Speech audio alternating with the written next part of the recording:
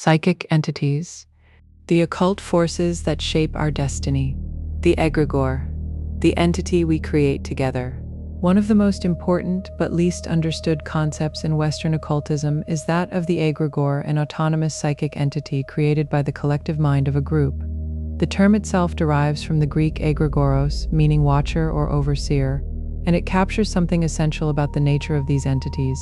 They are beings that watch over the groups that created them, exerting a powerful influence on the thoughts, feelings, and actions of their members while remaining largely invisible to ordinary perception. An egregore is sustained by belief, ritual, and sacrifice, and it relies upon the devotion of a group of people, from a small coven to an entire nation, for its existence. An egregore that receives enough sustenance can take on a life of its own, becoming an independent deity with powers its believers can use to further their own spiritual advancement and material desires. The concept of the egregore has a long and complex history, with roots that extend back to the classical period of ancient Greece and Rome, when such entities were consciously called into being to watch over city-states. The Greeks understood that the spirit of a city, its genius loci, was not merely a poetic metaphor, but a real psychic entity that could be cultivated and directed through appropriate rituals and offerings. The Romans inherited this understanding and developed it further, creating elaborate systems for the veneration of the genius of the Roman people and the genius of the emperor. These entities were understood to be the collective embodiment of the group's identity, values, and aspirations, and they were believed to play an active role in protecting and guiding the group's destiny. The egregore concept was also well known in various Western mystery traditions, including the Corpus Hermeticum, where it was understood as a key principle of magical operation.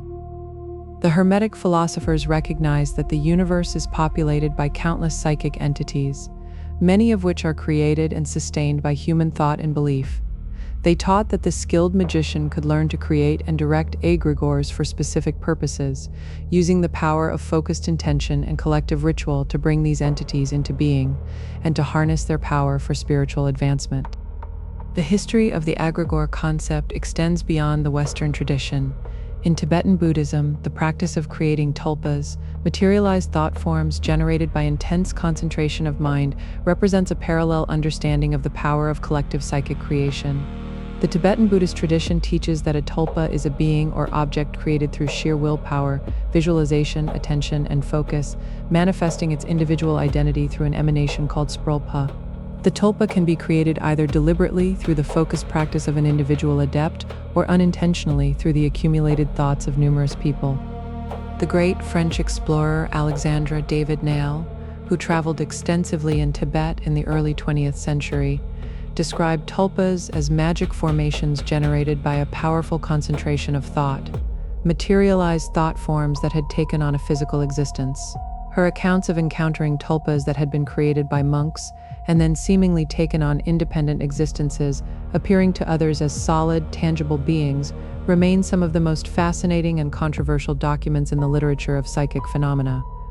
The relationship between egregores and their creators is complex and often symbiotic, but can also become parasitic.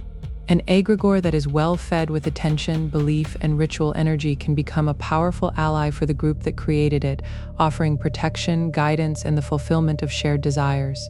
However, an egregore that is neglected or that becomes corrupted by negative intentions can turn against its creators, draining their energy and leading them into destructive patterns of behavior. This is why the ethical cultivation of egregores is so important. The entity we create together will ultimately shape the group that created it, for better or for worse. Mark Stavish, in his groundbreaking work Egregores, The Occult Entities That Watch Over Human Destiny, provides a comprehensive examination of the history and influence of egregores. He traces the development of the concept from ancient times to the present day, offering detailed and documented examples from a wide range of traditions and contexts. He explores the role of egregores in Western mystery traditions, popular culture, and media, revealing how these entities form the foundation of nearly all human interactions, and he provides practical instructions for identifying egregores, freeing oneself from parasitic and destructive collective entities, and even destroying an egregore should the need arise. One of Stavish's most important contributions is his analysis of how egregores have moved into popular culture and media. In the modern world, egregores are not confined to the temples and lodges of esoteric orders. they are also created by fandoms, political movements, and brands.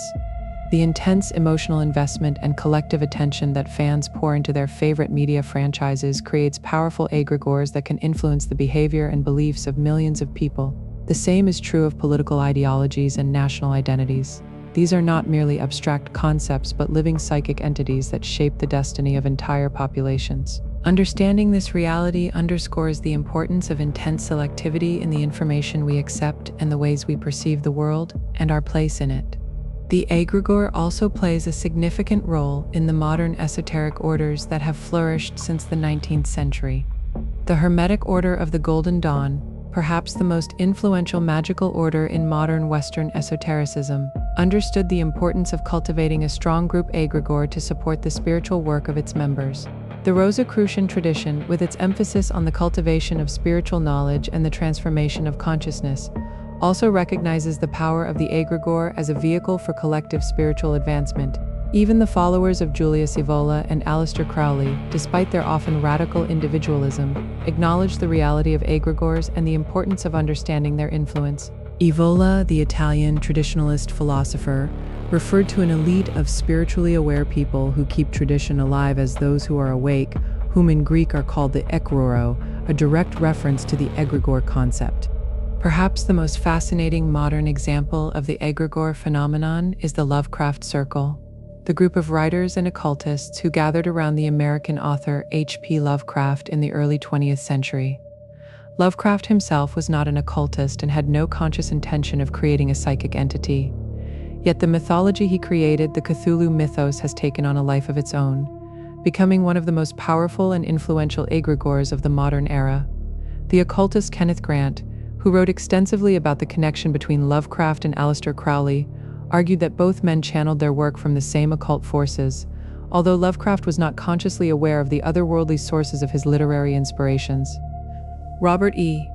Howard, a contemporary of Lovecraft and creator of Conan the Barbarian, described the experience of channeling a powerful egregore in terms that resonate with the traditional understanding of these entities. "I did not create him by any conscious process. He simply stalked full-grown out of oblivion and set me at work recording the saga of his adventures." This account perfectly captures the experience of the egregore as an autonomous entity that, once created, can act independently of its creator, demanding expression and shaping the destiny of those who encounter it. The creation, sustenance, direction, and destruction of egregores is a practical art that requires skill, discipline, and ethical awareness. To create an egregore, a group must focus its collective intention on a specific goal or idea, investing it with emotional energy and reinforcing it through ritual practice. To sustain an egregore, the group must continue to provide it with attention and belief, nurturing it as one would nurture a living being. To direct an egregore, the group must maintain clear intention and discipline, ensuring that the entity serves the group's highest purposes, rather than becoming a destructive force. And to destroy an egregore, the group must withdraw its attention and belief, starving the entity of the psychic energy it needs to survive. This last operation is not to be undertaken lightly, for the destruction of an egregore can have profound consequences for the group that created it, potentially leading to the dissolution of the group itself. The study of egregores reveals a fundamental truth about human existence. We are not isolated individuals, but participants in a vast network of psychic relationships. The entities we create together shape us as much as we shape them, and understanding this reciprocal relationship is essential for anyone who wishes to live a conscious and deliberate life. Whether we are members of a small magical group, participants in a political movement, or simply consumers of popular culture, we are all involved in the creation and maintenance of egregores. The question is not whether we participate in this process, for participation is unavoidable, but whether we participate consciously or unconsciously, deliberately or by default.